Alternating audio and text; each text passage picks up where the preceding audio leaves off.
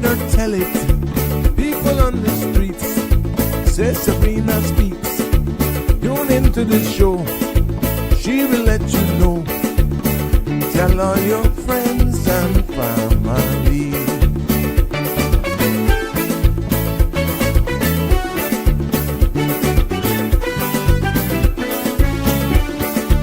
Real talk is no joke.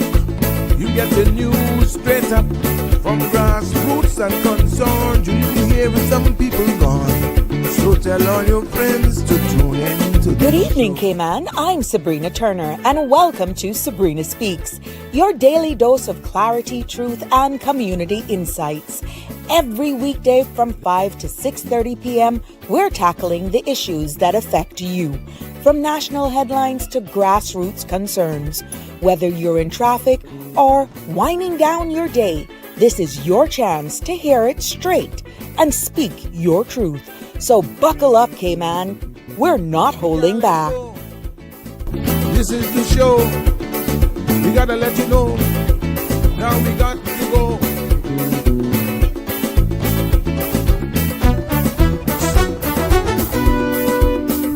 And now here's Sabrina.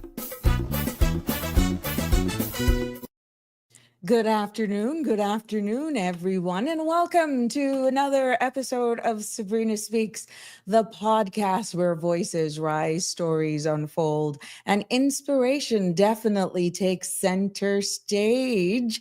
Happy Wednesday, everybody. We're almost there. It's the middle of the week. And, it is a privilege to be here with you all as usual. Happy Wednesday. And I hope that image definitely brings some joy to you and put a smile on your face. Yes, because we got to be thankful. We have so much to be thankful for. And, today's edition of Sabrina Speaks, we're diving into a topic that is close to many of our hearts. I know I have a soft spot. And we're putting the spotlight on the organization, One Dog at a Time. And I'm so pleased to have, will be joining me in our virtual studio. We'll be joined by a true champion for animals, and that's CJ. Yeah, so we're going to hear all about One Dog at a Time. I'm excited for what this is going to actually yield for us today. But please remember, this is so important to everybody. If you're really loving all that's being presented here, please don't forget to follow, like, and share. Also subscribe so you don't miss an episode, because we're streaming on all CMR, Facebook, YouTube, and Instagram platforms. And you can also follow me on YouTube at Sabrina Speaks, the number 12. And also on Facebook, Sabrina Turner Community Activist. You will see me right there. So it is indeed, you got to make sure that you don't miss an episode. You see what's happening in this space. We do it on the fly. We're bringing you content that is sound. We're engaging in discussions. And thank you for your participation. But, again, just a quick heads up, the content that you're about to hear, including any discussions or opinions from myself, my guests, is intended solely for general information and entertainment purposes. Now, it is not a substitute for professional legal, medical, or financial advice. So I am encouraging you to consult with a qualified professional for specific concerns. And Sabrina Speaks disclaims all liability for any decisions or actions taken in reliance on the information presented here. So yeah. But again, happy Wednesday, everybody. Let's see who's early to class today. Jim, oh my God, you beat Connie. Jim beat Connie. Yeah. Yes, I heard it. I heard that. I heard all of that. And Marshall is in the house today. Hi, Marshall. You're very early too, being a little late to class the past couple of days. Miss Connie, yes, you're third for roll call. Jimbo is right here. Yes, he's saying yes. He's so proud that he beat you, Connie. What a mess. You see the little things in life, the little things in life. But yeah, I know we've had some birthdays as well. We got some news as well that we're going to just pretty much tell you to go and follow all of the follow all the headlines and breaking news on your CMR TV platform. We got an announcement that was made. The Deputy Governor, Franz Manderson, announces his retirement. Yes, today he's intended to retire from the Cayman Islands Civil Service next year, and that will take effect on July 7th of 2026. Now, this notice was given by Her Excellency, and I'm taking this directly from our CMR page, by Her Excellency Governor Jane Owen and members of Cabinet and the Civil Service senior leadership team. Additionally, the memo to civil servants announcing the Deputy Governor's decision shared, and I quote, I will retire from the civil service exactly 44 years after I first began my journey as a young man. And after 14 years serving as your deputy governor and head of the civil service, end quote. There's also another quote. When I look back, I am deeply grateful by what we have accomplished together, not just the important milestone we have reached, but the way in which we have served with passion, integrity, professionalism, and an unwavering commitment to the people of these islands, from navigating storms and global challenges to delivering the day-to-day services that keep our country running. Now, your dedication has inspired me every single day, Mr. Manderson told the civil service. Now, we'll go more into this, and definitely I'm hoping, he was my boss back in immigration back in the day, my former life. And we go way back. That's more than a relationship, a true friendship outside of me being a political person. I've had the privilege of working with him and in the enforcement department. And we can share some of those stories as he prepared to kick back, enjoy some barbecue, hint, hint. He loves barbecue, and just enjoy his next chapter. Congratulations to him. And I'm quite sure we will hear more about that as this story unfolds and who to tell. He was on this platform already, and I'm quite sure we can get him back on again in short order as he makes his rounds, that's going to be huge nationally as he steps into the retirement chapter of his life. Welcome, TJ. Hi, ain't watched in a while. Yeah, so look here, you missed out on a lot. So what you need to do is you need to go back all of the episodes of Sabrina Speaks, follow, like, and subscribe. Yeah, so you don't miss any. Hey, Miss Marjorie. Hello, good evening. Connie, you laughing? I know. Jim says, happy I beat Connie, but very much looking forward to today's show. I know you have a soft spot. And, this is very dear to me as well. There's so much to this story, and I'm a lover of dogs. You can see what was in circulation today. Sandra trying to spread propaganda that I was in bed with a blonde. Can't tell you didn't cross my mind. Yeah, but oops. Got to keep your dreams to yourself. Yeah, but she tried to spread propaganda on me that I was in bed with a blonde this morning. And when that picture showed up, was my furry friend. And Jim, I saw your comments. For the record, I don't like hairy men. But that's for a late show. So I have two fur balls. I'm going to invite CJ into. Hi, CJ. Welcome. Hi. We're not hearing you. Can you make sure your mic is on, my love? Make sure you don't have yourself muted. There we go. Speak. A little bit louder. We're not hearing you. Did you mute yourself again? I think it may be on your end. Nope, not hearing you. Try it again. I'm hearing something, but I'm not hearing you. You should see a little mic on the bottom of your screen.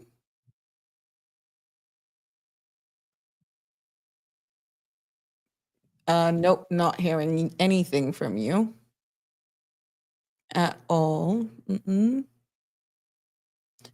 I think I'm going to pull you out and then just do exactly what you did to get back in studio for me, CJ. Yeah? So yeah, while I'm waiting for CJ to come back on, I will share with you one of my 2 fur balls. One of my 4-legged friends here is going to be passed with me, and you've heard me talking a lot about, yes, I have 2. Oops. Here we go. Say hello, world. This is Bella. Bella is one of my 2. She has an attitude, and see, she dressed up all for you today. Bella came all dressed in her sundress. She's all dressed, and yeah, she has an attitude. I'm being very honest with you. And of course, the name like Bella, she's actually in competition with me and her dad, Eric. And she will actually, this is what she does. She will come in bed and she will have her head on his chest.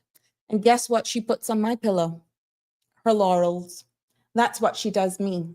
So there's a love-hate relationship going on here with me and Miss Bella, but this is her being featured today.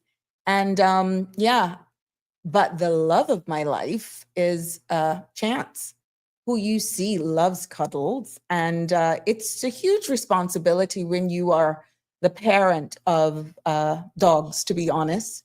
And but this one, she gives the lone attitude. She doesn't like the stairs, so I'll put her down and we'll wait for Chance to make his entrance. She just gives me attitude all the time. And no, she's not a rescue animal.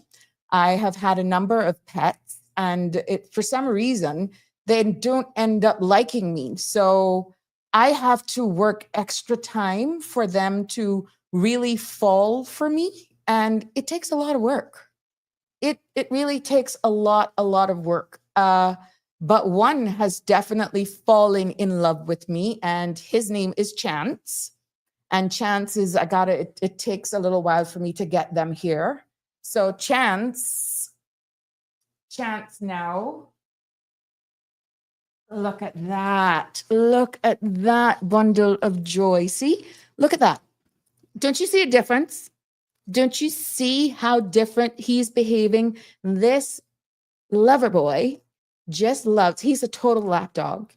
Anybody sees Chance, holds him, he literally just conforms into you. I hear you, CJ. I see you. Now, can we hear you? Welcome. Hopefully. How There are you? we go. We got you. You did. Yeah. See, I'm showing off my boyfriend. This is Chance. Oh, Yes. he's Chance. definitely one that you would stay in bed with. Oh, yeah. And trust me, he knows. I will share pictures, to be honest, with you later on. Not necessarily today, because we got a lot of work to do here. But he would actually, that picture that I shared this morning was just him snuggling. Aw. And after that was like, oh God, you're too hot. So he positioned himself almost at the foot of the bed, and he went flat on his back, and he was like, literally, love he it. just, but he is adorable, and I love him to death. I love both of them, but he is really a charmer. That's him. He was born. He's beautiful. Yes. So, woof. I didn't even get the entry. All right, you can take them back down now. Good evening, caller. You're live. That little dog that you got in your hand now, he is a dog, and he got expensive name because you know that the Chanel has a Chance, and that's my daughter's favorite perfume. Mm-hmm. And that expensive, that the only perfume that they tell me goes up twice for the year. So he chose a good name, Chanel Chance. But that other one, that person, I don't like him. Well, Chanel is actually the sister of Chance. Well, Chance is mine. I can't get in, but Sandra wouldn't let me back in. Oh. But they expensive. They got expensive taste, expensive name, because that's the only perfume.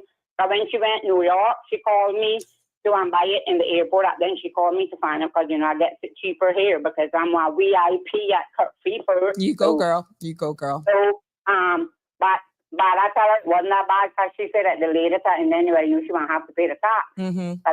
But expensive name, Chanel Chance, that's one, and they tell me that that's the only perfume that goes up twice a year. Mm-hmm. So, Mm-hmm. good name, but that little second one is beautiful. And I'm so fond of dogs. I prefer cats, but as we had plenty of dogs, we had July, we had Stinker, we had Black Lady, I had a lot of dogs. Those were their names. I had a Chinese Chow.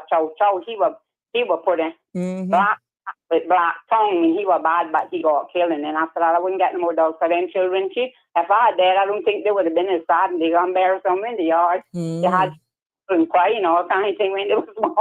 And then after that, I wouldn't get no more. Yeah. But Chance and Chanel, they got Expensive names. Mm-hmm. Whoever name, well, I know you name yours. I know you got good taste, and then whoever the sister, the brother. So kind of you. That was like my donkey. Since I had the Sonny, and I had Jack.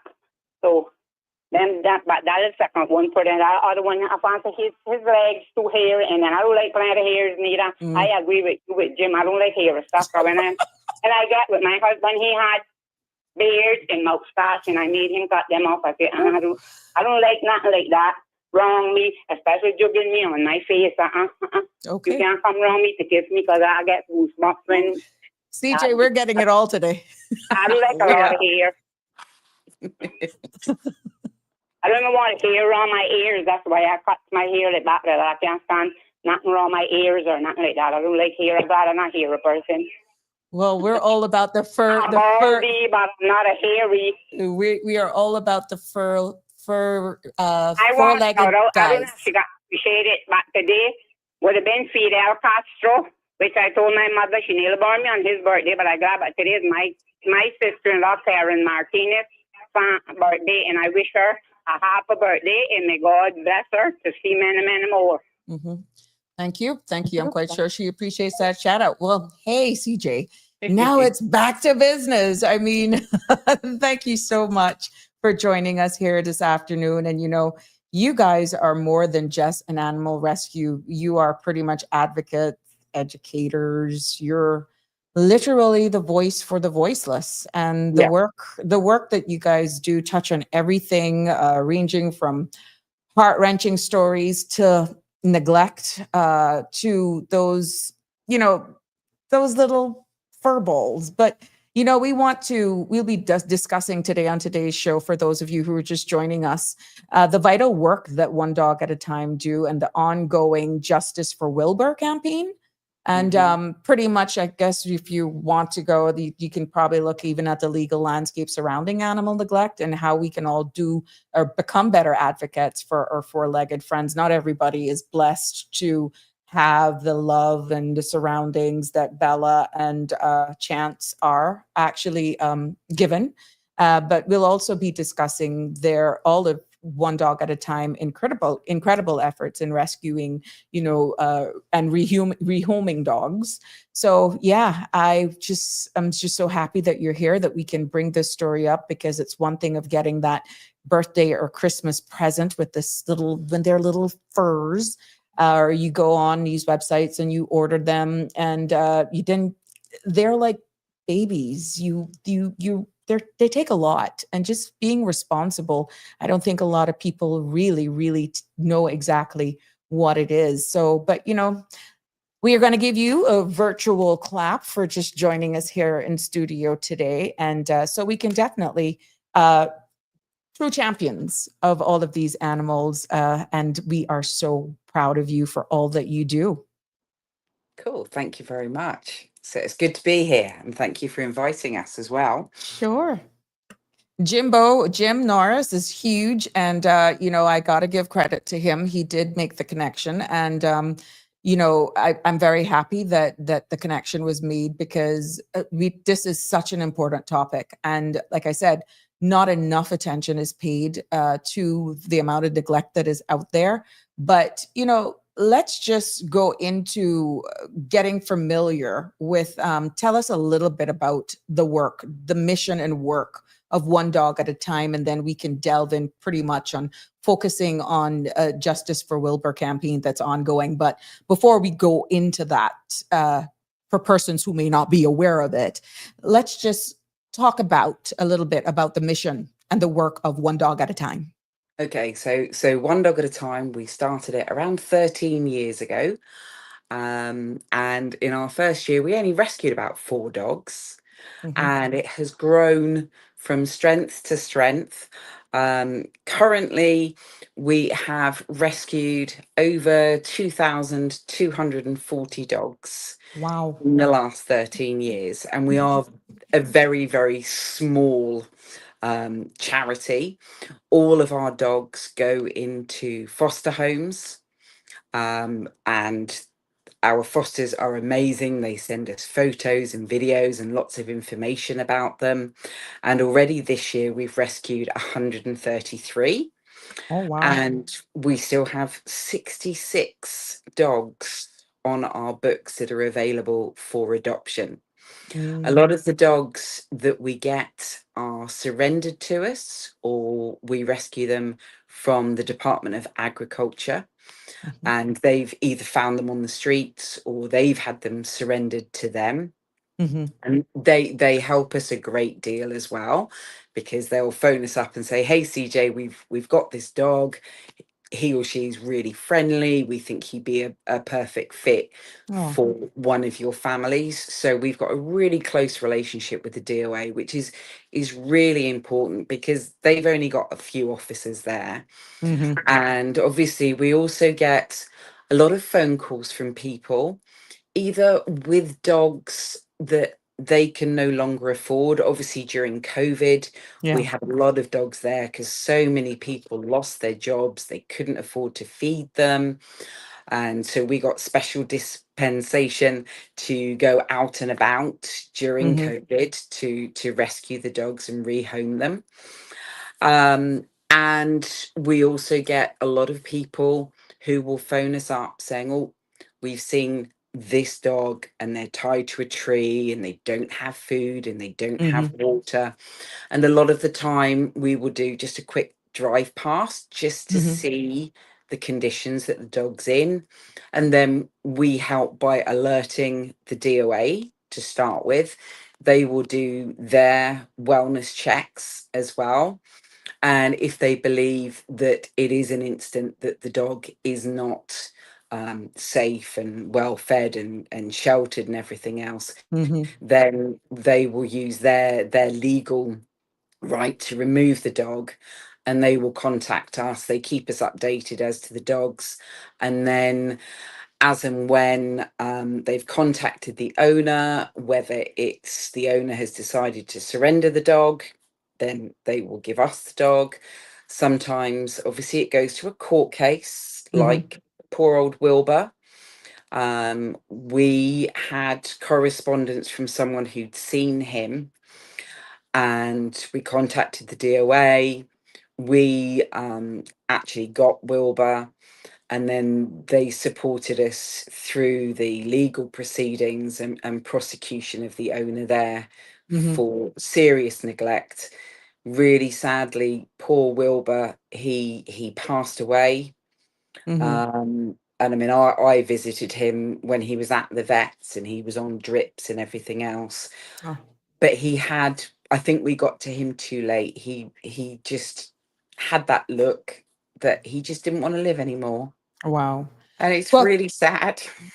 yes, I know. And I've lost a dog and due to illness, and that was like, honestly, they become family members, but they're animals, but they actually become like that. When one of them die, you feel it just like you've lost a son, a daughter, a human as a family member. But for those persons who may be tuning in or joining us live, who may not know the story and understand this campaign that is Justice for Wilbur, this campaign has truly, for those who are in tune, captured the attention and empathy from our community, those who are aware of it. But for the sake of bringing those who are just oblivious to what we're talking about, and we'll hear Wilbur a number of times this evening, can you just talk us through the story of Wilbur and what One Dog at a Time is doing to seek justice for him?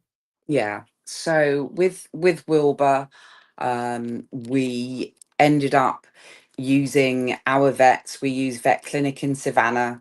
Dr. Shannon wrote a very good report that was presented to the DOA.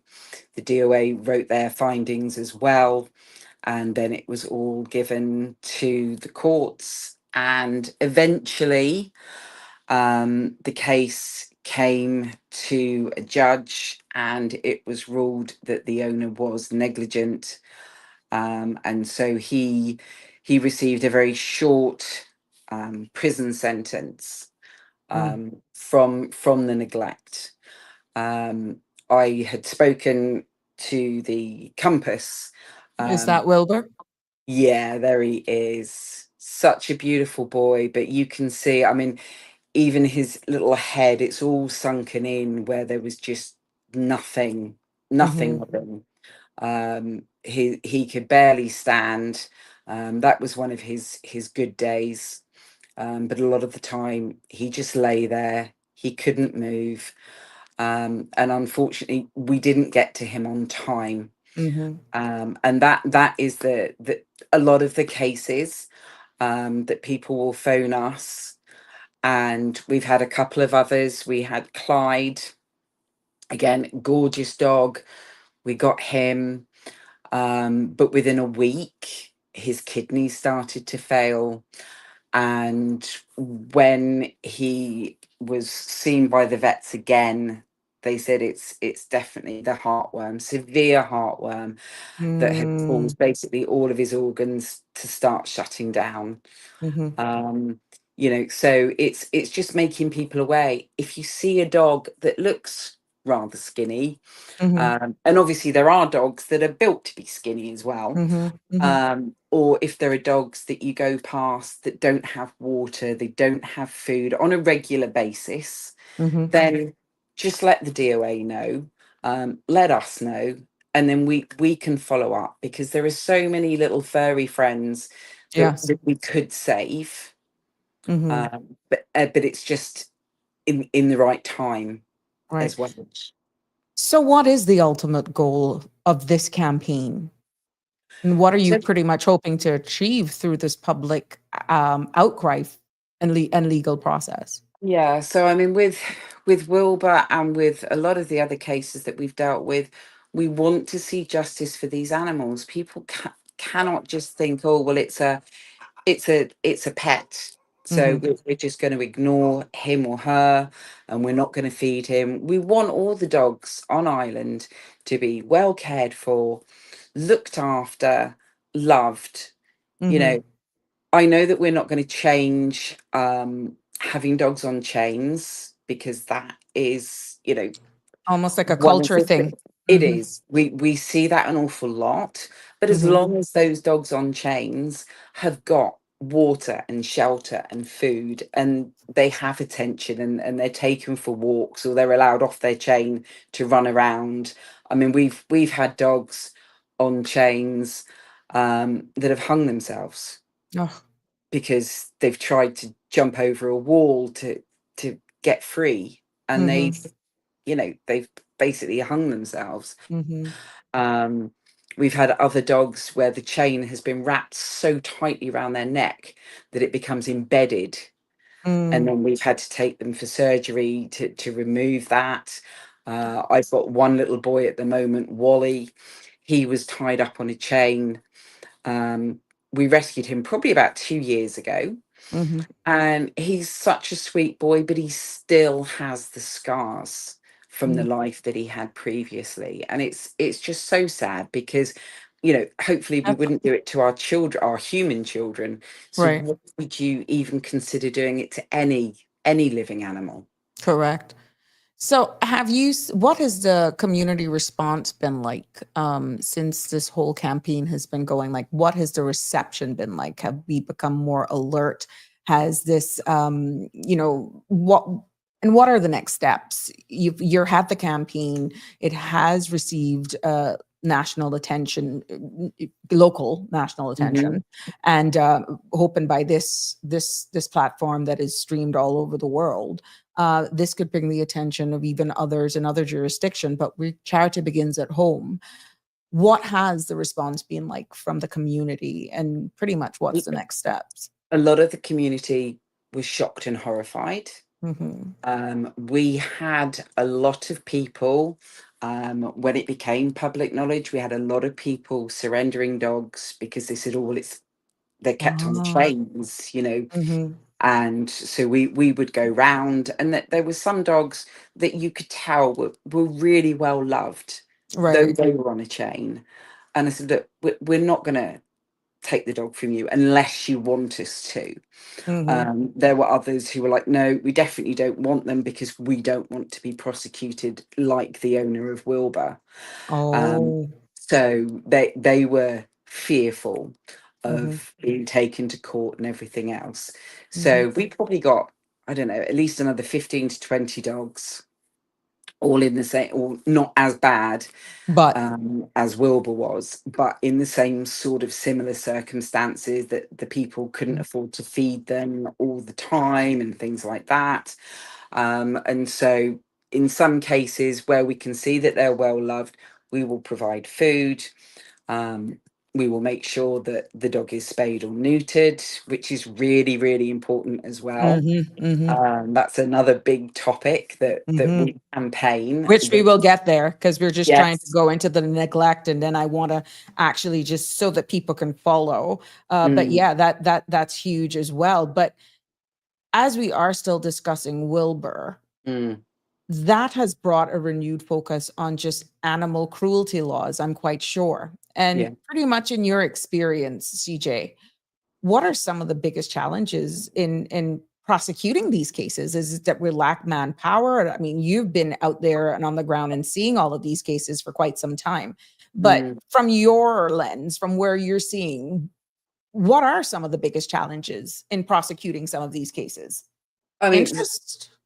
certainly with the DOA, there are only a small band of men who will go out. So to try and respond to every single report must be horrendously difficult. And obviously they've also got dogs that they've got to look after at the DOA as well. Right.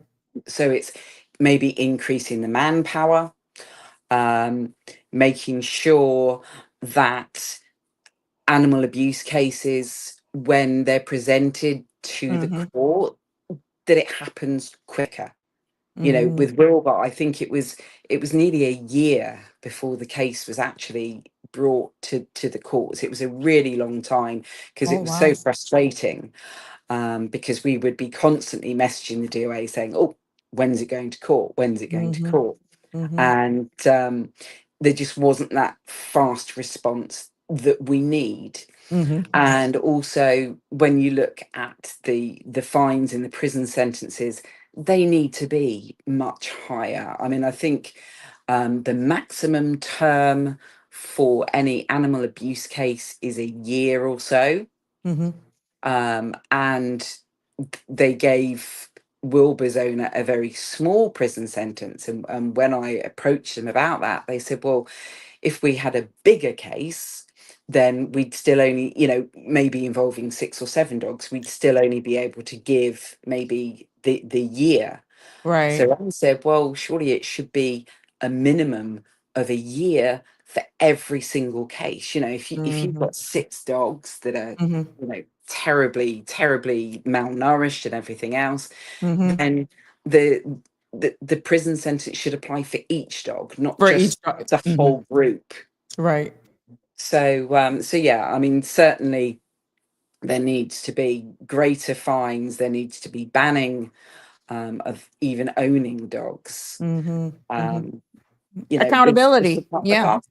Exactly. You've taken a dog on from whatever age, or maybe you've been given the dog, but you've agreed to look after that dog, and they've got to have food and water and shelter, and they've got to be safe as well. I mean, the number of houses that I go to where the dogs are just wandering around the road, and it's like they're going to be hit by a car. Oh no, they're road savvy. And then a few weeks later, we get the phone call, oh, could you help, because our dog's actually been hit by a car now. Wow.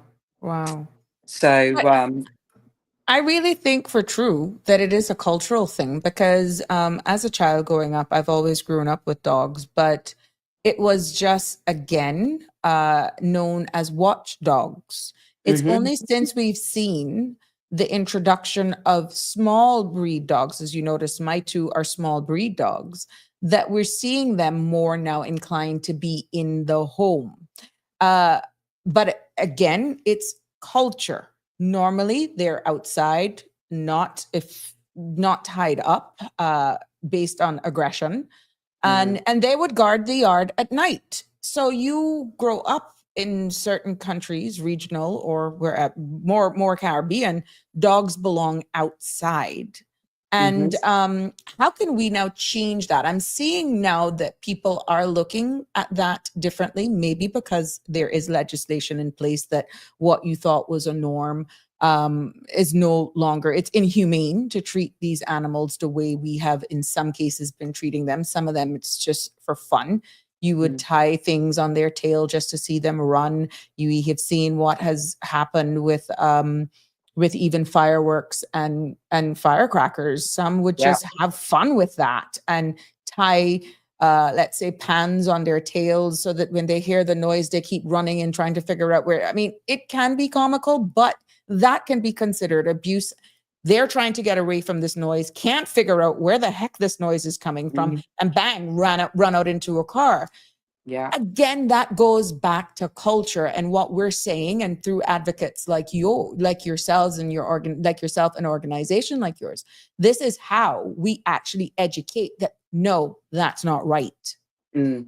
And it is very difficult to re-educate people. We certainly run numerous education programs. So we visit schools and play groups and, the girl guides and things like that.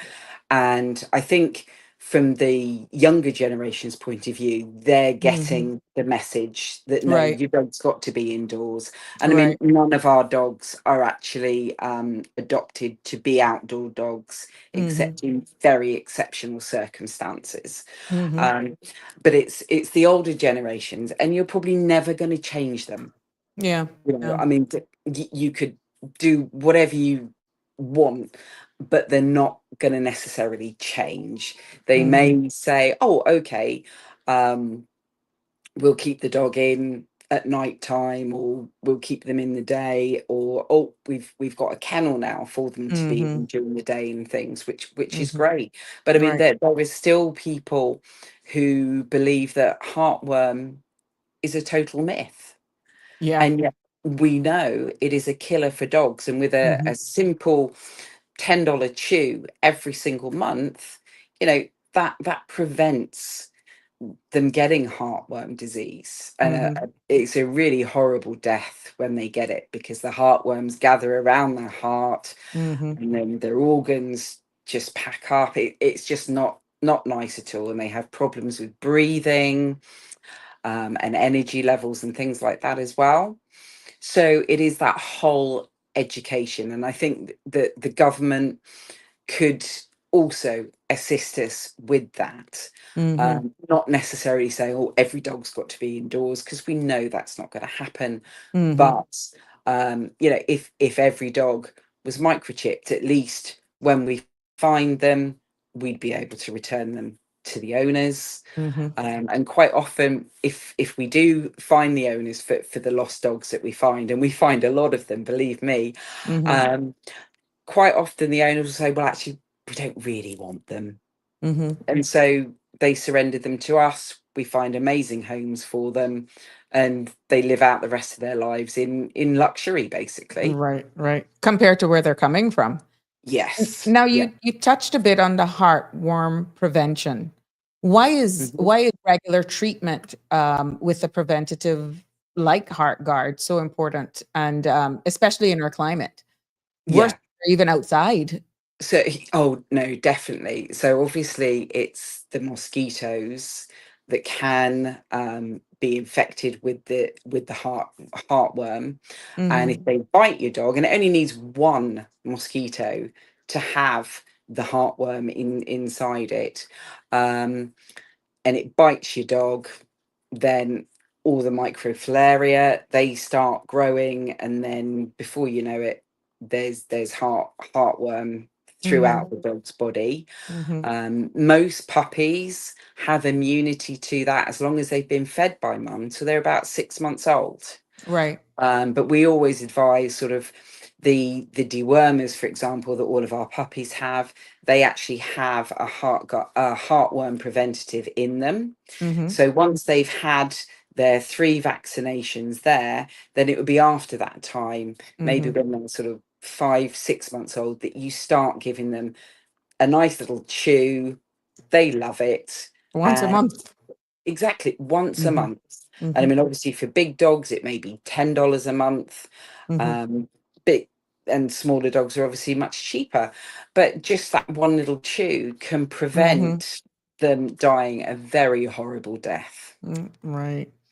Now, there are some tips. We are in the middle, well, pretty much on the climbing of hurricane season. And that is also a very critical topic because we are seeing now where hazard management has actually had designated shelters for those who may have to leave their home and want to take their pets. There are designated shelters where pets are allowed. Now, what are your top tips for pet owners to prepare for a storm in the season? Yeah, so definitely know where your shelter is. If you do need to leave, you must have a crate. It's got to be labeled. Your dog has got to be fully vaccinated. It needs to have bordetella as well, which prevents kennel cough, which we've seen numerous outbreaks of it on the island over the past few years.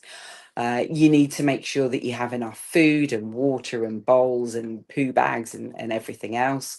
And it is a first come, first serve basis for all of them.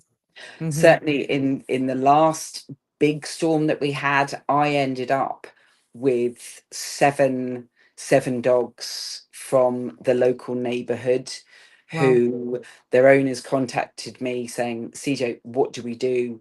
We're not allowed to have the dogs inside. So of course they came to mine. They were in my mum's room because she was away at the time. She still doesn't know. She'll know now. Yeah. You know, and so it's just making sure, you know, maybe you've got a neighbor Right. who could take in your dog just temporarily.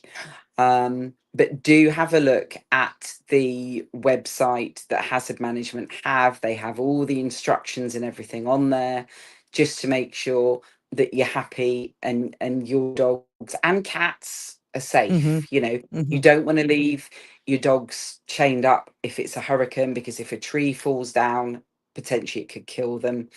If they have to be left outside, which hopefully they wouldn't be, it's best just to let them off.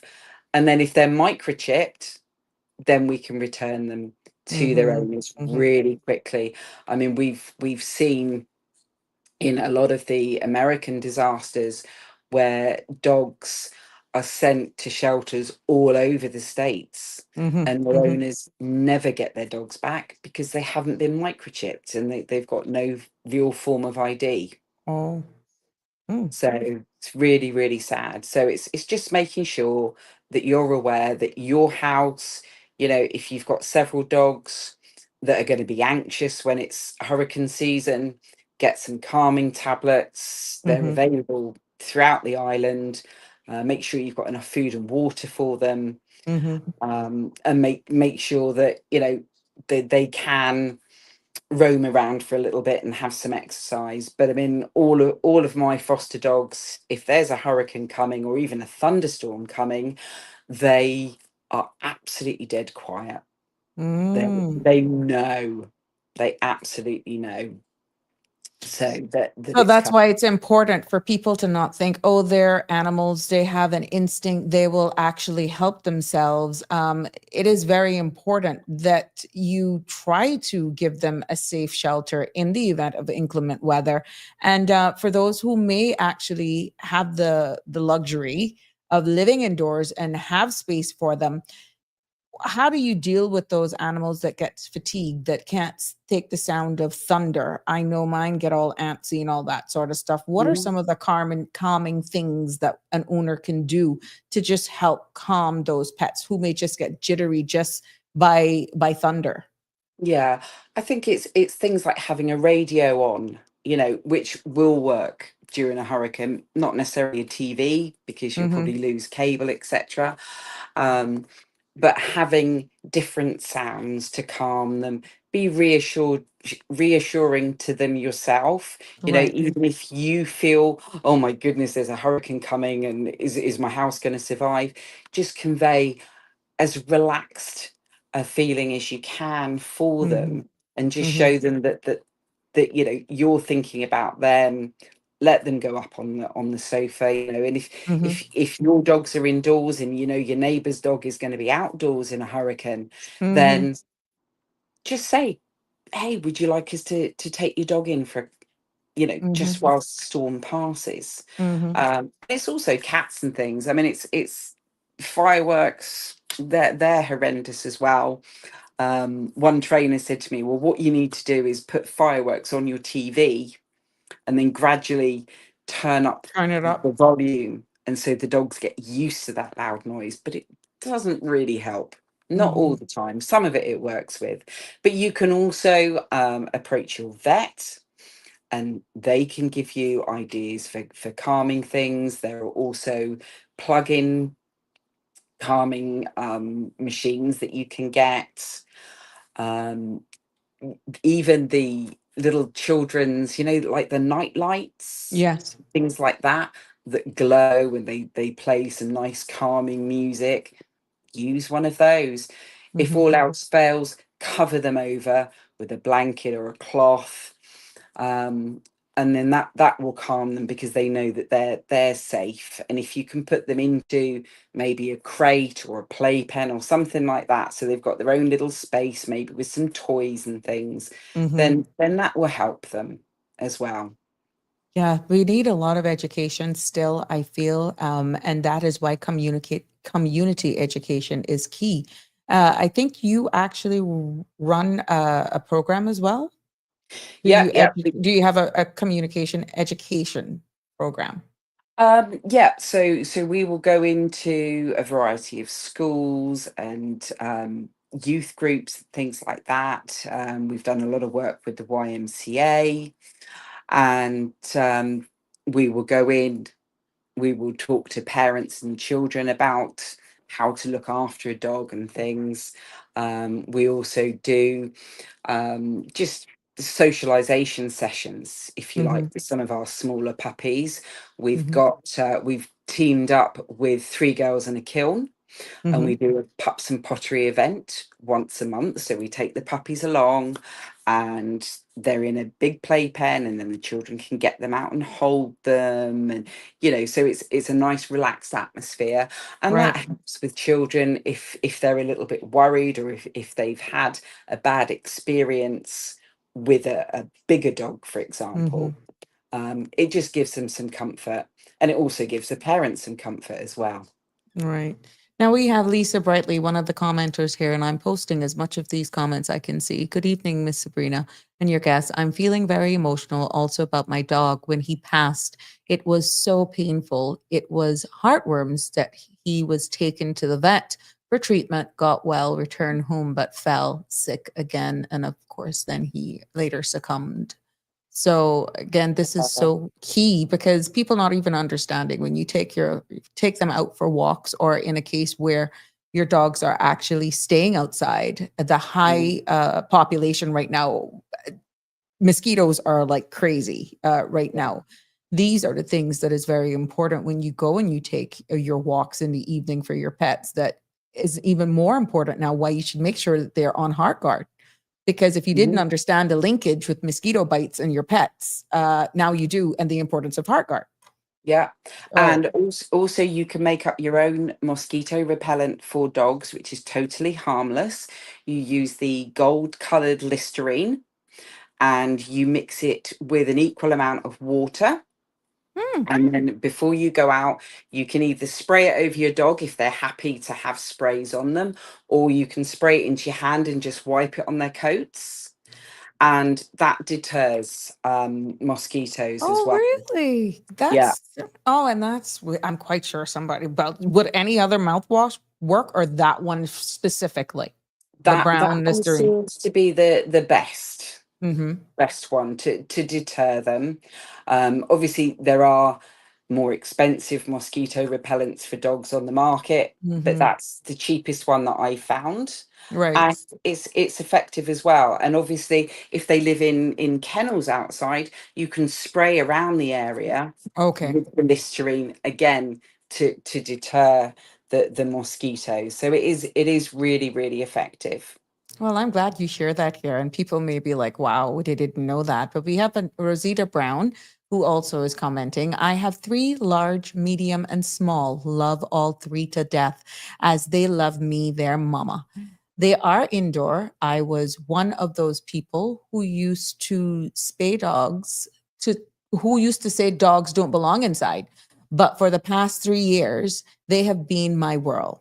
I keep them clean. If you came to my home or if you come to my home, will the only will a dog is there is if you hear them. Okay, the only way you'll know a dog is there, and that's if you hear them. They are very protective of their home.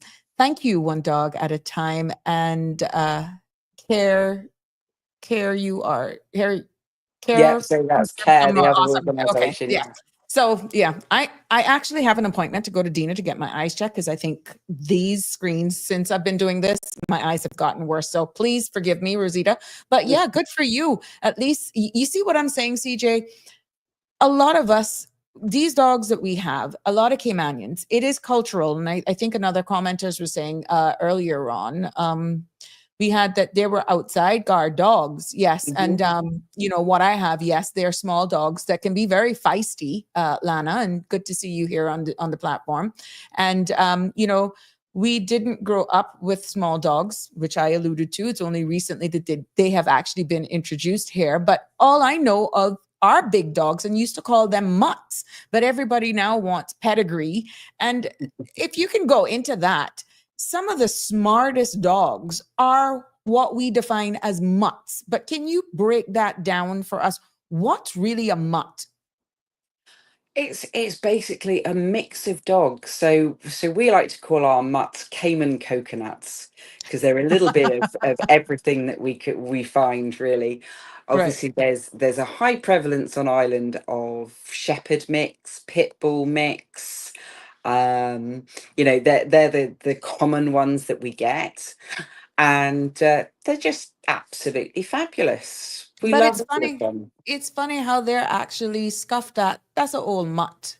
But yet, because I'm not into big dogs as such. I guess the older I am, to me, they're easier to manage because the bigger they are, the more I guess exercise and activity that they need. They need to go out. And my lifestyle, a smaller dog works for my home, and I'm Mm. quite sure that's one of the things when people are looking at possibly adopting a pet, a dog.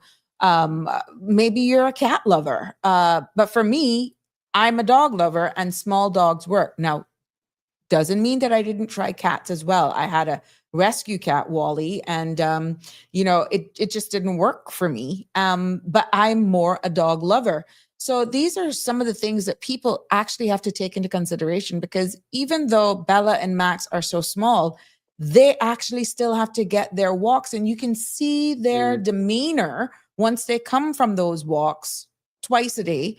um it's just totally different versus when, let's say, it's raining out and they can't go. They run around, they do circles in the living room, and they're just going crazy versus when they get their walks. So Mm.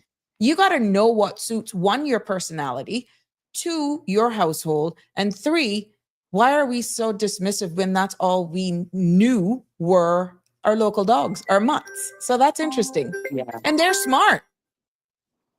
they certainly are. Yeah. And we got a caller, CJ. Good evening, caller. But I wanted to say, I never heard the name much in a long time. But while I say, yes, I agree with Jim that the penalty because some people are too cruel. Like I say, I tell you why. I don't say that I don't like dogs, but I was bitten by a dog and the dog had rabies. That's why I'm scared of dogs. Mm-hmm. But my and the only breed dog that we had was the Chinese chow. The rest were what we used to say, like common dogs. We call them. What corner was in Mobile, but we still treat them good. And my husband was an animal lover. He had guinea pig, he had goat, we had parrot, he had cow, and then the last thing, but I used to say donkey. Cause a donkey that, I don't know if you heard the story about the donkey the animal farm right down in Fort Pearson, that donkey that they had to put down, that was our donkey, you know. He was Pedro Castle first, and he looked like he had to go by dogs because the only dogs had come across up and then Eddie we had to call Dr. Benjamin, and then the wee hour of the morning it was a Malinois, 2 pit bulls and whatever. That was a thing. And then after he went out Pedro Castle, the police tell me dogs attack him up there, but he never died. And then I got pictures with him. We used to rent him to Taco Bell. Remember when they had Taco Bell? Yeah. That's a long time.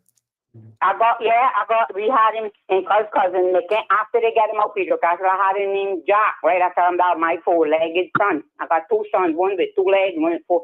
They changed his name to I forget what he said. And I tell him, I said, well, I tell him it's donkey, but I know. And he said, well, that was some name they changed him to. He said that was Bill Ray grandmother or something name. I said, well, the donkey was mine because that donkey came from Edna Moyle.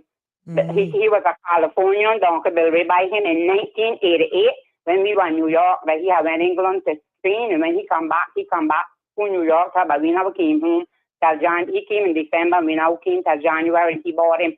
And when he tell us that he had a surprise for us, but it was a miniature. He was miniature, and we used to rent him to the Catholic school when they were having fairs and things too. I got pictures with him with my son and then Peter with a Mexican sombrero, my brother-in-law by him, and he was a put a donkey. I see some donkeys in Miami one time, and I had to ask my friend what that is, and she said, that's a donkey. I said, well, I got a donkey, and he put it. He don't look like them. But anyway, I agree because there are a lot of people that because they're dumb creatures and they can't help themselves, they will hit them and run over, and I do agree with that. And animals got rights in the States. Because one time when I went to Tampa, this frog, when my sister yard, he was jumping in, I was going to hit him. And my sister said, no, girl, she said, if they see that and report that, you will go to jail. She said, animals got just as much rights as humans. They'll treat animals up here. And I agree because they report dumb creatures. But then I said, and then, well, our cat was a snowshoe. He couldn't be outside. And right now he died, but we got him, he cremated. We got his ash in a little several ranch. I pay $180 to get him cremated because he fell sick during the weekend. And we even tried to get the vet to come because he was afraid of kennels. You couldn't put him in a kennel because I used to call back and call to come and shave him and think, and we used to call the mobile vet. And one time when I called back and called it, we tell him because we wanted his nails clipped, and he was foreign pudding. He had the prettiest blue eyes you're going to see ever come in. I love that cat, fat and pretty. He was named Gandalf. And one day I called and they said, no, we don't do cats. We do dogs. I say, because cat claw too. I say, well, listen to me. Let me tell you something. He's not a cat. He is a human. That was the lovingest cat I ever see because I didn't want him. My son got him from one guy that was working at the International College when he worked at that. And the story on that is the guy had to go home to England. And he wanted to carry the cat, but they said cat had to get a chip and he had to get a passport. And he was going on rollover and he gave him to my son. And he bring him home. But I tell him no animals wasn't staying at this house. And when I come, he had him out in the bathroom. I'll never forget that evening. And him and some boys were outside. When I come inside, I hear this thing bawling up in the house. And I said, but I hear a cat. And I kept going around in circles looking to see where this song was coming from. And I say, I know I'm not talking about cats, but I won't tell her. And I said, but where that song coming? Then when I went by the bathroom door, and when I opened the door, he right by the door. And I mean, he shoot out, he frightened the hell out of me. He went clean through my leg. And I ran outside, and I'm not going to tell you what's this, because I cussed up and them boys said, because they had known. They said, we gone. Julian, you're going to get it today. And I said, and then I said, get him out and put him in that book. But then after that, we had loved him to death. And Nurse Solomon used to tell me that she didn't see no cat that wouldn't steal. And I had called her and told her, I said, listen, Nurse Solomon, I'm going to tell you something. I can bring it on her. So I got one cat in my house. I said, you need to take that back. Because he didn't used to eat nothing but his own food. And to me, cats are cleaner than dogs. He didn't use to poke no way up and heavy. Had his little box down in the utility room, and he would go to that. You couldn't find peanut. When people come here, unless they see him, they didn't know a cat on this house. And he was a seafood cat. I had to buy stuff with salmon and tuna and stuff. And the only thing that he would eat outside, and it was funny because one time I had some, he used to come back and then he see meow, meow. And one time I had some onion rings and he was begging and I said, you're not going to eat this. And I told him, and funny, he ate that. But the only other thing that he would beg for outside of his cat food, because we used to give him the meow mix. And then he didn't like the wet one too much. And the only thing he would eat outside of his cat food is if you open a tin of tuna fish, don't care what part of the house he was, he would come in here and get down by his cabinet, by your foot, and you could put some in a little plate. He did, but you could have put anything on the table, anything on the stove. You know, some cats jump on your stove and your table and in your garbage and all that. Not him. The only place he used to jump up in here was on my sofa back to look out through the blinds. And then when we take him out in here, I'd like to eat grass. But sometimes he would jump out. We were afraid he'd go out because he couldn't survive outside. And we used to put the leash on him and carry him outside and make him eat the grass. And then after the guy comes, that he shave him and things, he say, yes, mom. He say, and I tell him, I say, he's a feline cat. He had like it to scratch his back and touch the base of his tail and thing. When you touch him, he will lay down. And after that, when I call Animal House and they hear gone off, if they never even had an appointment, they would fill me in and come quick. Thank you. Good for you. You were blessed. And we used to carry him to the vet. And let me tell you something, if people can get animals are expensive. To me, animals is just as, if you got to carry them to the vet, they're just as expensive as carrying a child to the hospital. You're quite right. And that's why you can get them. We're all about responsible pet owners today. I get them and what the store that woman gave you about the chain and one dog neck. I see that in the article, Wilbur, Jesus, this is to see his rib that they should have put whoever that dog was for in jail because when we had the dogs, they were outside, but we had the dog house. Built for them that when weather come and stuff, they didn't have to be out in the rain and we used to feed them. And if you're not going to feed them, that's like having a child. If you're not going to take care of it, why get it? Right. Why get it? Because thank you. They got feeling, and they're, like I said, they're dumb creatures, but then still, they deserve it. So if you got to treat them, why get them? Thank you. Leave us there, caller. Thank you so much. And the penalty should be more, but you can kill people around here and get a slap on the wrist. So I guess they think the animal's not going to rate. Well, we have advocates right here. So CJ, let's shift a little bit to some of the positive stories. I know that you've rescued earlier on in the show, you said that you've rescued 133, but you've are you actually a part of those those dogs who actually get shipped off if persons overseas want to adopt some of our dogs that you rescue? Are you a part of that as well? And looking at this year specifically, what are you doing for those success stories? Yeah, so this year we've rescued 133 dogs. Obviously, we used to send an awful lot of puppies to the United States. Then back in August 24, the legislation changed, so we can't send them now to the States until they're at least 6 months old, which has had a massive effect on what we do. Obviously, this year we've had a lot more adoptions on island, which is really, really good. And we've had adopters in Canada, and we still send dogs to the States as well, but obviously they're much older, so we can't send as many because obviously it's one dog per crate, whereas with the puppies we could send maybe 3 or 4 in one crate. So that's had a big impact on us, but we've still carried on rescuing the dogs, right? And if we have them for a little bit longer, we have some amazing foster homes, and they will keep the dogs either just for a weekend or for a week. We've got 2 who've actually kept their dogs for months, because they just love having them. And so if you're up at the Holiday Inn, you may see one of our foster dogs, Emery, who's been nicknamed Henry by his foster mum. And then we have another dog who's been with another foster parent for a long old time. And he's actually got a meet and greet this weekend, which is really nice. So Okay, what's his it's nice name? to have them kept on island as well. Right. Okay. I know you shared some images with me, and I'm going to put, is it Nadia? I'm going to put Nadia up there. Yeah. Oh, Tell us about that one. so this is little Nadia. She is very, very sweet. She was a litter of 8, I think it was. And we had finished at one of our events, and I was called back, and a guy was there. Can you take these dogs? And I'm like, of course I will. So we've had them for quite a few months now. They're very, very good. They are leash trained.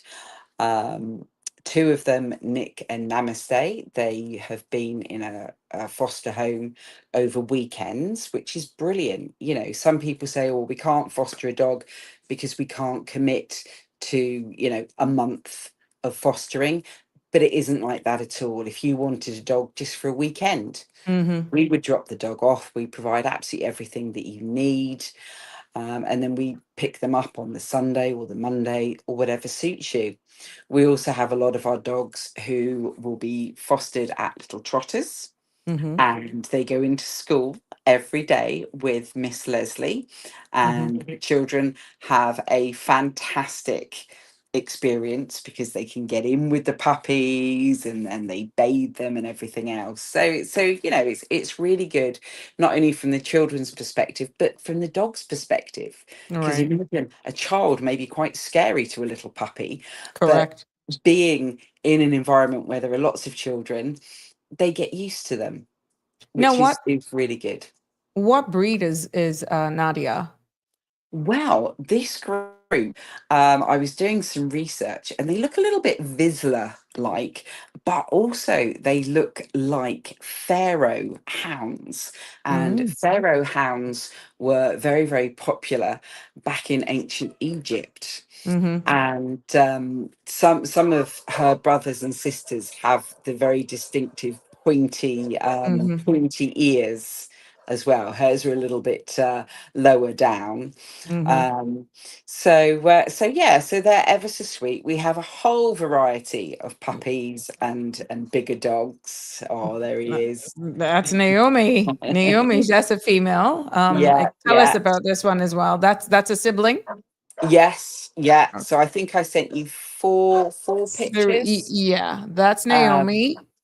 And this one is Knack. yes. He's got the distinctive pointy ears of a pharaoh hound. No, this He is Knack. This is Knack. Yeah, that's Knack, and then Naomi is the The darker other coloured one. one. Yeah, Yes. That's Naomi. yes. She's a little And sweetheart. and And this they is all Knack. Yeah, they all love their food. So we had Nick and Nat. So Now yeah. tell us about this one. So this little boy is Unico.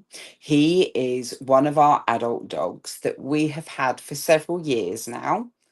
And he is absolutely amazing. He loves other dogs. He loves people. He is so friendly, but obviously he's on the slightly bigger side, Mm-hmm. which does put some people off. Mm-hmm. But his adoption fee this month, which is normally $100, has actually been sponsored by Kensington.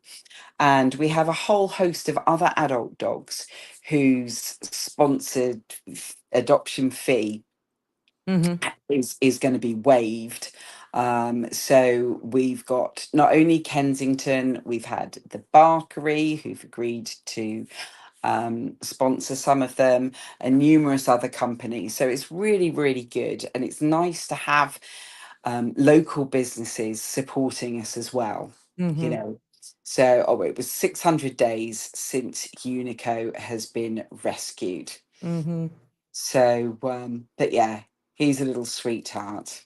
Now I'm seeing comments here, CJ, that unfortunately, much as we love CJ, she can't say no. That speaks a lot about you. Know, For those who can really respect and appreciate pets and animals, I'm quite sure you may have gotten some pushbacks when reports have been made to you and you go to possibly see the conditions that some of these pets or dogs or animals have been treated.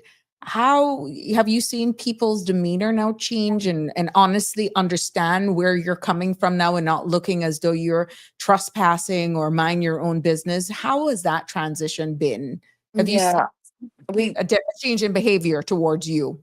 yes, I think once you actually talk to the people and Mhm, you explain, you know, the dog needs a little bit of help. Would they like some help? I think a lot of the time, people, if you just go in and say, "Well, you're not looking after your dog, so we're going to take him," they're really offended by it, and they're mhm, really defensive.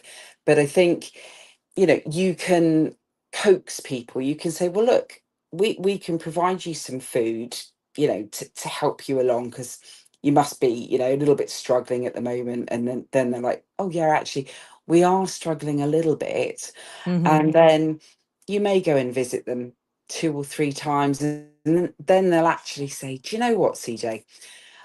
I think it'd be better if you did take our dog, Mm, because we know that you'll find a great home and you seem like a nice person. And so oh, it's just managing that. It's all about customer service right. and the rapport with people, and if they don't feel threatened and you're not insulting them saying, oh, you're just a Mhm, rubbish owner sort of thing, mhm, you can really get to help people and help the dogs as well.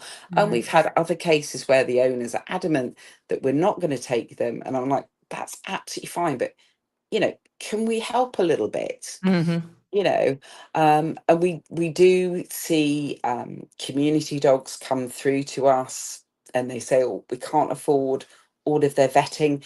Do you think you'd be able to help out a little bit? And mhm. wherever possible, we do. And I mean, with the skyrocketing price of spays and neuters and Ye things like that, we'll always say to people, look, if you can help with a little bit of a donation, Mhm, then we can help you get your dog fixed. And we do that as well if, for example, we've had a litter of puppies surrendered to us. mhm. We'll always speak to the owner and say, well, would you like us to fix your female dog as well, so this doesn't happen again? And they're like, Yeah. oh, that would be great. Mm, So it is just working with people and making sure that you're not insulting them or being, right. really bossy or anything. And you give them the respect and care that they want to give their dogs as well. Now, Miss Carl, hey, I put it up here, but we gotten a lot of comments. She mentioned that CJ and One Dog at a Time are the best. I got my rescue, little Bonnie Bones, 3 years ago from Yes. CJ, and she was a bag of bones when I adopted her, hence the name Bones. One Dog at a Time also runs the best thrift store on island. Please support them. There you have Miss Carol definitely supporting it. Tell us more about this thrift store, CJ. So the thrift store is run by volunteers. So we're always looking for volunteers to help with shifts. And we have a whole plethora of items, from Mm, brand new clothes, still with the labels on, to maybe gently used coffee makers and lampshades and furniture and everything else. And you just come along. We have monthly specials as well. I think I sent you one of our amazing August yeah, flyers. I'm getting to um, that right and now. you can buy lots and lots of clothes and things at a discounted price. And I think we are the cheapest thrift store on island. There we go. We have a massive volume of clothes and household goods and cushions and scuba gear and books, and you name it, we sell it. Where are you Um, located though? How can people find you? So we are on Arthur's Way. So if you drive down to Burger King, which is on the seafront, there's a tiny little road just before you get to the Sagicor building called Mm-hmm. Arthur's Way, and you drive all the way down there, and we are just in there on the right hand side. Oh. Yes. Interesting. So you're And down on it. Mhm. yeah, so we will collect donations from your house as well. And if it's big bulky things like furniture, we will collect that. And then we either sell it through the store or through one of our online sites as well. Um, and if it's really big and bulky, then we've got a removal company that will help us move anything like that. Now, how do you actually run this operation? Do you get government assistance of any? Let's say, do you put on any like coffee events, tea? What type of fundraising efforts do you do all of that sort of stuff in order to keep this organization running? How do you get Yes. donations or funds? Yeah, so we don't get any government support at all. So we have to do all of our fundraising events ourselves. And we're only, as I said before, we're only a very small charity. But we do lots and lots of different fundraisers. The Pups and Pottery that we do each month, that's a good fundraiser for us. We do the Good Guys Car Wash. We've done Christmas tree biscuit decorating at What Was Fresh. We do quiz nights up at the Foundry near to Salties in Grand Harbour. We've got coming up a beach disco and walk your dog event Oh, nice. in the evening, which is partnered by Island Soul. We do car treasure hunts. You name it, we do it. Christmas time, we do a lot of movies, which we get a sponsor for, and then any money that we make all goes to the dogs. Um, and all of our money does go to the dogs. We're all volunteers, so we're not paid for our work at all.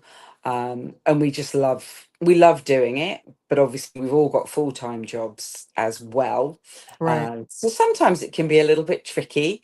Um, we can get calls during our lunch hour or at break time and things like that. And I think some people are like, well, can you come and get the dog now? And it's like, no, sorry, I'm at work, but we'll do it on such and such a day and things like that. And obviously we have a great vet team at Vet Clinic, and we also use Cayman vets for our more tricky cases of dogs where they've got injuries and things. They've recently seen two of our dogs, Reef and Daffy. Reef had been hit by a car and had a really serious shoulder fracture. So he was operated on by Dr. Colin. And then little Daffy, who had, I mean, she was only tiny, but she had issues with walking due to her bones not having developed properly. And so Dr. Colin worked his magic, and she made a full recovery as well. So we share the love of one dog with as many businesses and things as possible. We also have our big raffles at Christmas and at Easter.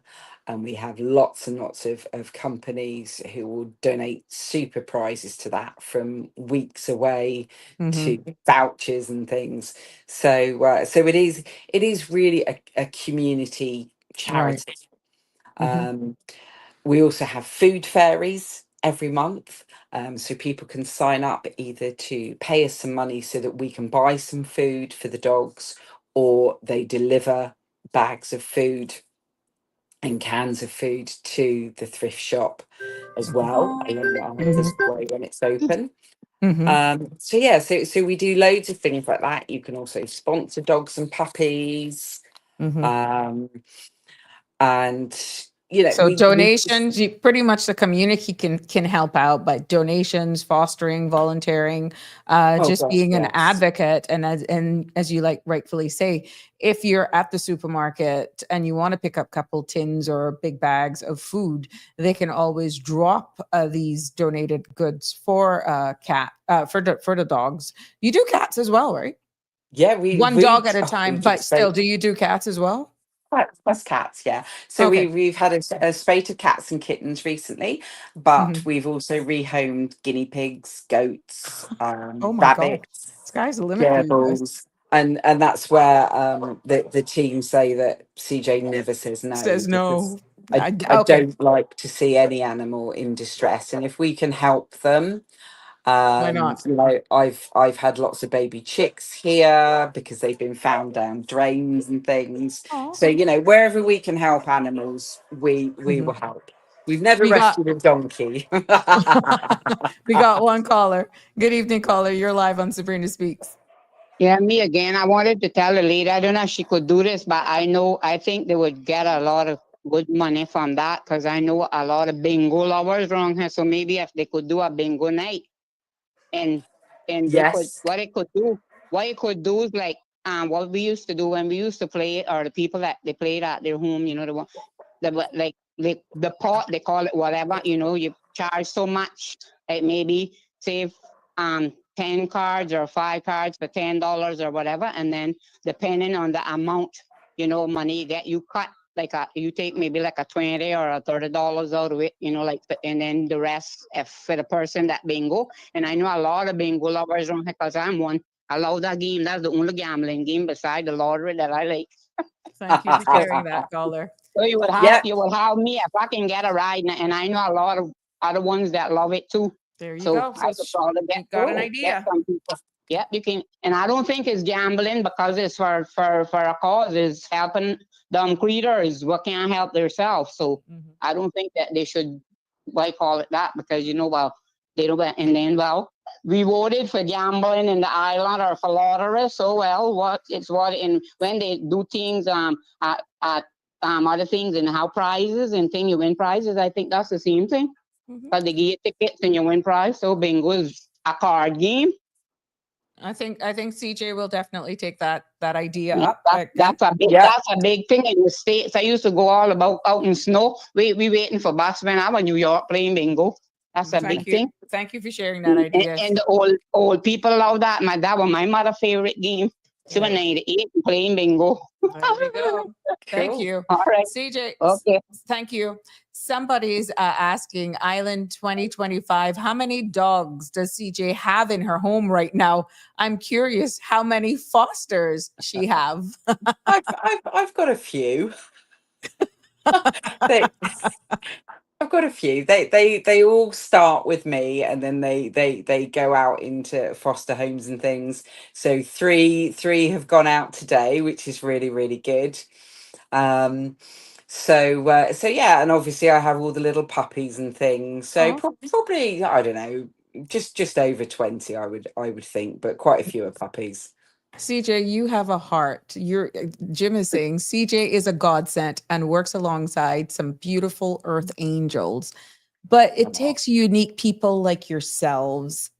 You obviously have a huge heart for animals. One dog at a time, I think, is limiting you because of what you actually describe here on this forum today. And the mere fact that you're saying from guinea pigs to chickens to cats to, all other types of animals, where did this come from? Were you always an advocate for animals? Were you always a lover of animals?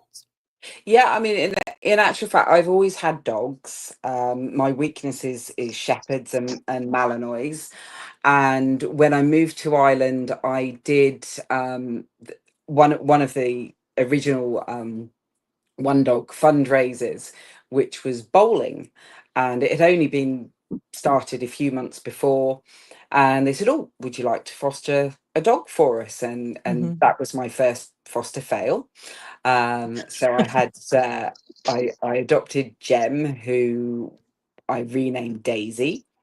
And then I also acquired another dog, Bo, from a friend who was struggling with him. And then I've had numerous dogs. At the moment, I've got Athena and Apollo, but I've also had another dog called Roscoe as well. He's a little puppy. So yeah, so we just love animals, and as you said, somebody has got to speak out for these dogs and cats and everything else. Mm-hmm. And sometimes, the state that animals come to me in, sometimes you think, oh, I wish they could tell me what they've been through. And then I think, actually, no, I don't want to know, Mm-hmm. because you've still got some that you'll put your hand to stroke them, and they cower away. Mm-hmm. And you think, what have you been through? And the state of them. I mean, a few years ago, we had a phone call because somebody had found some puppies that had been tied up in a trash bag. Oh my goodness. And some of their little toes were missing because they'd been eaten by Oh. rats or crabs or whatever. I came out of a meeting one day to find a box next to the tyres of my car, and it was all duct taped. And I called over to the security guard, and he said, oh, I didn't see anyone drop it. When I opened it, there were 3 puppies inside. Oh my goodness. And you just think it's just horrendous, some of the things that we go through. Mm-hmm. We had another couple of puppies that were found, and one of them, Bebe, had been so hungry that all she'd been able to eat was sand. Oh my And the goodness. sand had compressed into concrete because her body had tried to absorb as much water as possible. And I mean, she probably spent 2 or 3 weeks at vet clinic in Savannah with them trying to clear out her system. She survived. She flew to America, and she's, got a great life. But we've had lots of really, really bad cases. But it's seeing it through. Obviously, sometimes it's not a happy ending for some Mm-hmm. folk, but for the majority, it's a brilliant ending. They find a loving family. They have a great time. Um, they send us photos and things. We love seeing, the dogs that we fly to Canada or snowy areas, and their first reactions as they see snow, and the owners would dress them up in hats and scarves and jumpers and I've and seen some everything of else. those on social media. It's funny how they react to the snow. I think we have a final call for today. Caller, Sure. you're live. I almost forgot you. Good evening, Miss Sabrina. Good Good evening to your evening, my guest, love. Miss. I have a sad story, but I have a good story Go with ahead. an indent today. Last night, I was walking down on Conk Point Road coming home from exercising, and something said to me, "Don't face traffic, face the flow of traffic." Mhm. And I said, "Okay, then let's go with the flow of traffic, not facing it." I shone my flashlight to the side of the road, and there were 2 young little kittens Oh. sitting on the side of the road about a foot and a half from the roadway in the grass. Mm-hmm. It tore me up, it broke me. I took my shirt off and I bent down and I just looked at them and they were scared as ever. So I picked them up, put them in the shirt and brought them home. They drank a little milk, didn't drink very much, and they fell asleep. They gave no problems till about 10 this morning. I'm hearing them in the background. Yeah. Something said to me again today, you go for your exercise about 5:36. No, go now. It's almost 4 o'clock. Go now. Mhm. I went. There's a vacation rental home opposite of there because this property is Spanish Bay Reef, and it was on the opposite side. I found the 2 cats last night by one of the roads that leads down to our private property, and I heard this screaming in the hot sun at 4 o'clock. Meow, meow. Mhm. And I looked under the Aw. hedge, and there was another one. 3 of them. And Mm. they're basically identical with their little black and brown gray stripes. And Mhm. Care posted it this morning, and I'm happy to say someone sent me a message about 10 minutes ago, and I called them. It's a young lady, and she said she would text them, and I said, but there's 3 now, and she's coming to pick all 3 of those up. Really? And Oh, I'm giving fantastic. her the 11 cans of little fancy feast Oh. soft food that I bought, and Mhm. it breaks my heart. I'm going to send you some pictures, and there's Yes. 2 videos I took Nice. before they went to bed last night. They just played and Aw. played and played and fell asleep. You see, they understood they were in a safe Oh, surroundings. The Lord will yeah, bless you, but and definitely. and Make sure Their you send little me the eyes are pictures. like bluish gray, all three of them. Yes, Oh, I'm coming.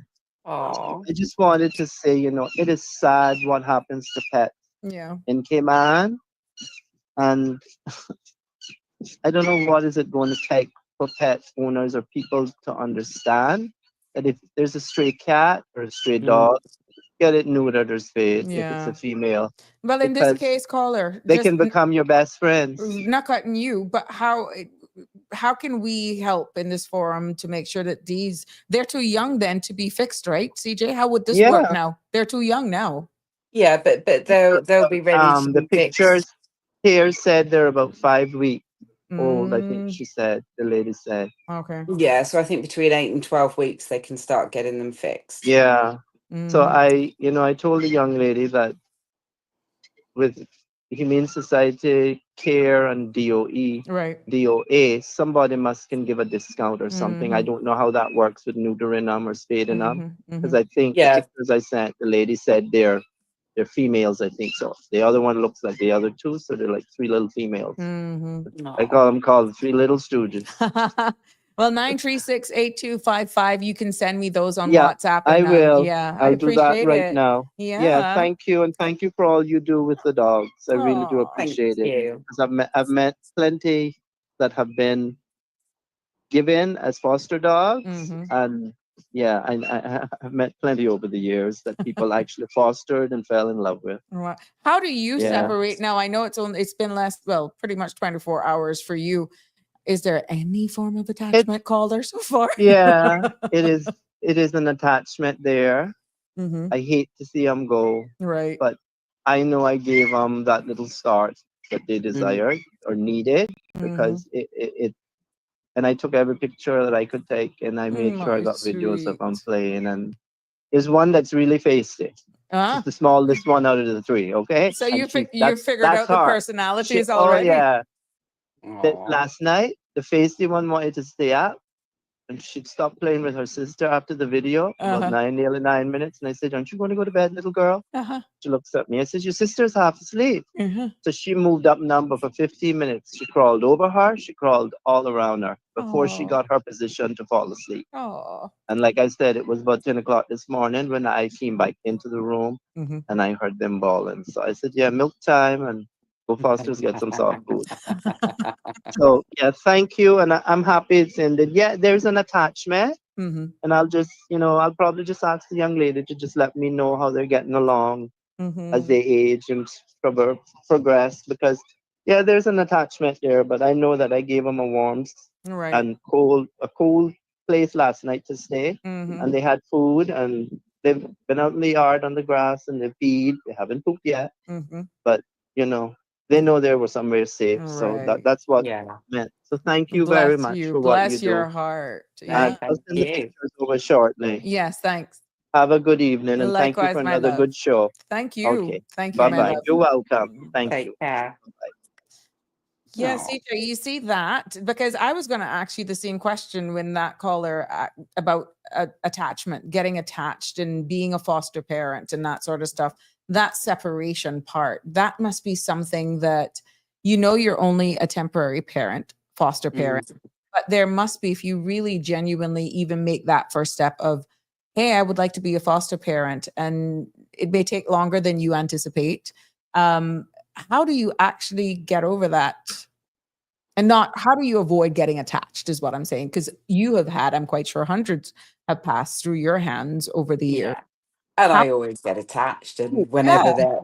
whenever they're adopted, particularly if they're going abroad, I always cry because of just, oh, my little baby's going. Mhm. But for a lot of our fosters, they will say, okay, we want a dog that we know has got a fly date, Mhm. so that then they can't get attached. So we'll say, okay, the flight is next week, and they'll say, right, that's brilliant, especially if they've got young children, Mhm. because the children get attached. Yeah. But by being able to say, well, the dog is actually going to his or her new home in a Mhm. week's time, that gives them an out as well. Right. And obviously, we do have some people who will only have them for a weekend, Mhm. but we have some people as well who will have them for a lot longer. So Mhm. we're very flexible.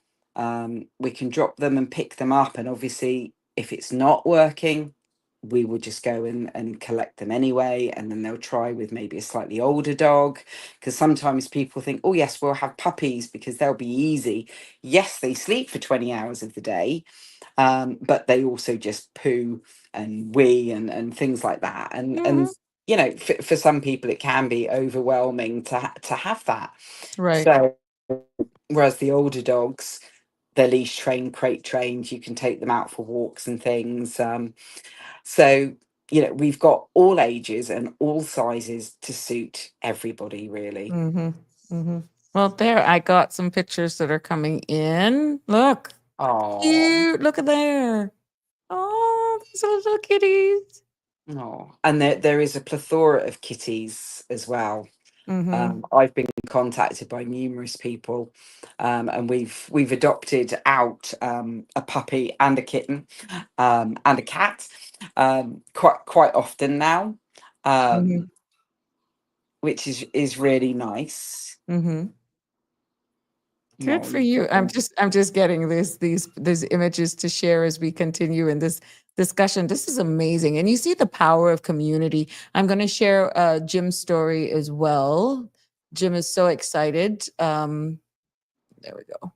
That's them playing in the grass. Oh, how adorable. How look adorable. at those You ears. really You're right. You really wonder how people can actually abuse them, to be honest. Let me just share Jim's story. Jim says, we absolutely adore our Whitney, adopted from one Oh, dog at a time. I swore I was not going to have another pup after losing our last four within a 3-year period.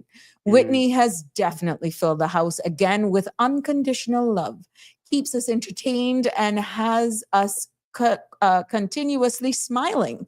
Thank you, CJ and One Dog at a Time, as well as all others who continue to help these beautiful, innocent creatures. Oh, how sweet. Also, yeah. that's why Jim is always so happy. See, we got to thank one dog at a time. Connie, you see the secrets coming out? Yeah, that's why Jim is always bubbly. So it's that adoption, Connie. So we're getting to know a little bit more about Jim. But you know, CJ, the story here is incredible for all of the work that you do, for all the information that we have shared here, for all of the persons that have called in, for that last caller in rescuing these adorable kittens, and Mm. for the person who's willing to give them a forever home. What would you like to say? Like, what would be the greatest takeaway? What would be something that would really just hit home to understand in totality the importance of government's involvement, making sure that the necessary resources are given to agriculture, that proper legislation is put in place so that bad actors, bad owners are actually held accountable? Yeah, I mean, it is a big thing. I think there needs to be a total revamp of the animal cruelty laws, um, linked with, obviously, with the government and with small groups like us, like Care, like Feline Friends, and the Humane Society, and the Mhm, DOA, all get on board, mhm, and really drive home the importance of looking after the dogs and cats and any other animals that we've mhm. got here. From One Dog's point of view, we are raising funds at the moment to have the first kennel free rescue in the Oh, whole of the Caribbean. oh, Um, nice. so, and it's mainly for our older dogs, because Mhm, older dogs are very often just overlooked, or we don't want an older dog. And it's the puppies that move continuously into new homes. But we've got some dogs like Unico, like Erwin and Xanadu, who you haven't seen pictures of, who have been with us for a long old time. And we'd love, you know, they're amazing dogs, and we would right. love them to have the homes. But if they can't get the homes, then by having this kennel free sanctuary, they've got somewhere, you know, it's going to be like a home from home. So they'll have little houses and furniture in there and TVs, and there'll be somebody to look after them there as well. And they have more of a free reign, so they know what it's like to really properly live in a house. Because obviously the bigger dogs here, yes, they'll come and leap on the sofas here and they'll have cuddles and things. But it's not continuous, obviously, because I've got to divide my love up with all the other dogs that we've got here as well. So, and the mosquitoes that I've just been attacked by. Oh Gosh. gosh. Yes. Well, So, CJ, you are a godsend, and for all of your volunteers, and like you said, if persons just want to come and volunteer to you, I'm quite sure at the shelter, walkers are helpful. How can persons we really? do Sunday mornings, walking from my house. We have a whole array of dogs. So we've got the younger puppies up to the older dogs as well. And they can come along and have cuddles and things. And with the younger puppies that can't go for walks yet, they can bathe them and play with them and things as well. So yeah, any support is always grateful, and they can get in touch with us through our Facebook, One Dog at a Time 13, or info@odat.ky. Yes. Any final words? Any final thoughts from you, CJ? No, I think we've covered mostly everything that was on the list. I think it's just really important with hurricane season coming up, or it's here, is microchipping your dogs. If you're going to be taking them off island, make sure you book those rabies appointments, because they do only do rabies vaccines on a Tuesday and a Thursday. And make sure that if your dog hasn't been heartworm tested in the last couple of years, get them to the vets. It's really cheap to do, and just see whether they're heartworm positive or not. And there are two different ways that it can be treated: the slow kill, the doxycycline, which is relatively inexpensive, or the emiticide, which is expensive, but it's 99% guaranteed to work. And just make sure that your dogs are healthy and cared for and loved as much as we love all of our dogs, Right. and cats and guinea pigs and anything else we rescue. Everything that doesn't have a voice and classed as animals for this context. But as we wrap up the show here, I want to honestly, CJ, I want to thank you. I want to send a heartfelt thanks to you for being our guest, and for Jim for just connecting us, and publicly for all the work that you do at One Dog at a Time. The testaments here by people who have actually adopted, gotten pets from you. We have seen the love, we've seen the appreciation, and your passion is you can't bottle that. That's unique. You are honestly a godsend. So God bless you for your work, and it has indeed been a pleasure here. And thank you. We have learned. I hope that people have learned in this space today of all the work that you're doing for all of our animals, and not just about rescuing, but about being responsible pet owners. And I want to thank you publicly for that. No, well, thank you for having us on the show. Always happy to come on and have a little chat and listen to some of the wonderful comments from your callers as well. Well, we got the students here are different, but we appreciate them all, and that's what's making this space a success, to be honest. But people like you who are understanding the platform, we're all about engaging, informing, and educating, and where we can help in this context, we definitely will get it out there. So stories like, justice for Wilbur, and, the critical information about spading, neutering, and just a heartworm prevention, and linking that even to mosquitoes.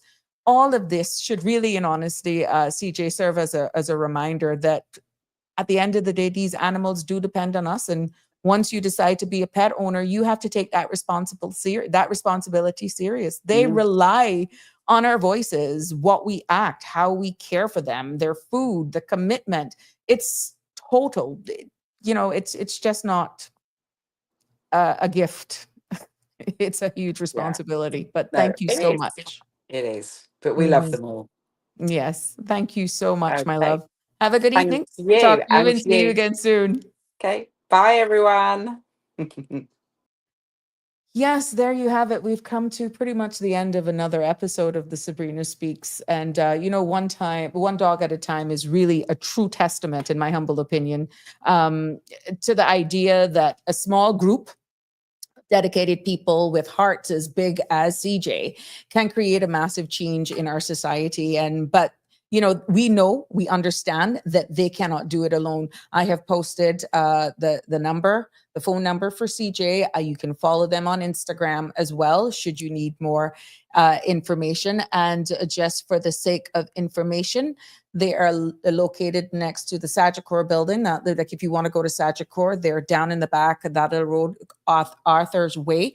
And I'm posting again here for the sake of information, the hours of operation for the store. And as CJ alluded to earlier on, they have amazing specials there. They also take donations as well. Kids' clothes and shoes, including uniforms as well. 10 items for $5 or $1 each. They also have ladies' tops, $10. 10 items for $5 or $2 each. Ladies' dresses, just $3. And other adult clothes and shoes, just $2. Anything $25 or over is 50% off mark price. And let me just hide this here so we can see the rest. And so anything under $25 is just $1 or $2. So those are the amazing August specials. Definitely go down there to One Dog at a Time off Arthur's Way, Monday from 11 until 3, Tuesday from 12 until 3, Wednesday, they've already closed from 12 to 3. Tomorrow, though, they open from 11 in the morning until 3 in the afternoon. Friday from 11 until 3 as well. Saturday, 9 to 5. And Sunday, yes, they're open on Sundays from 9 until noon.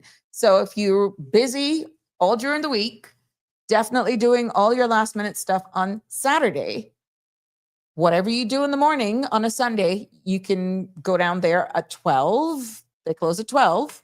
So you can sleep in a little bit and then still have time to visit them there at their store from 9 until noon on Sunday.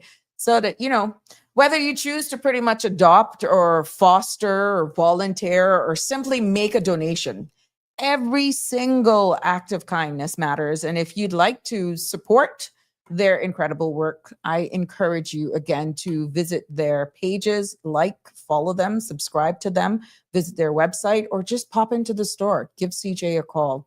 But I want to thank each and every one of you for tuning in this evening for another episode of Sabrina Speaks. And I want you to remember to be kind. Please remember to be compassionate. And let's all, for God's sake, work together to make our islands a better place for every dog, one dog at a time. Until tomorrow, it has been a pleasure bringing you another episode of Sabrina Speaks. And I hope, again, that you're enjoying the content. The Cold Hard Truth will not be on tomorrow. We're going to send thoughts, prayers, and blessings up for Sandra as she does her procedure tomorrow. I will definitely be back on filling out you all with all the latest headlines and all of that sort of stuff on the space, and definitely keeping it real. I will do my best to bring my version of Sabrina Speaks, filling in the content as we continue to share, educate, and inform you. But you can still follow the CMR on all her social media pages, Facebook, YouTube, and Instagram, but definitely Facebook for all of the latest headlines and news. And definitely I will bring them to you as well if she's definitely still under the weather on Friday. Even though it's Wind Down Friday, we don't have a problem adjusting our schedule, making sure that we keep it real here on the CMR TV.com family, because we're all one right here and we're going to keep it real for you. So until tomorrow, please do have your safe and fabulous hump day, Wednesday. We're halfway there. Take care. Good night. God bless. That's a wrap for today's edition of Sabrina Speaks. Thank you for tuning in and for being part of the conversation. Remember, the dialogue doesn't stop here. Stay engaged, stay informed, and most importantly, stay empowered. We'll be back tomorrow at 5 p.m., same time, same place, right here on CMR TV and radio. where your voice matters and your truth is heard. Until then, K-Man, take care of yourself and each other. That's it for today's edition of Sabrina Speaks, where your voice matters, your story counts, and your truth is always welcome. Join us weekdays from 5 until 6:30 p.m. right here on CMR TV as we dive into the topics that matter most to you.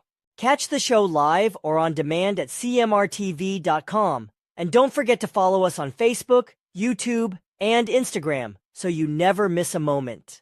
Until next time, stay informed, stay engaged, and always speak your truth.